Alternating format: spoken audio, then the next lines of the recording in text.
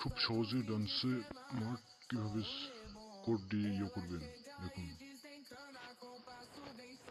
এখানে আসবেন, এখানে আসার পর সার্চ দেবেন, সার্চে আমি একটা কোড দেবো, এখানে কোডটা পেস্ট করে দেবেন, পেস্ট করে দিয়ে এরপরে ডাউনলোড অপশানে ক্লিক দেবেন, ডাউনলোড করবেন, ডাউনলোড করে স্টারে ক্লিক দেবেন, মাঠে ঢুকিয়ে দেবেন, কিছুক্ষণ লোড নেবে, লোড দিয়ে ডান্স চালা মাঠে ঢুকে যাবে।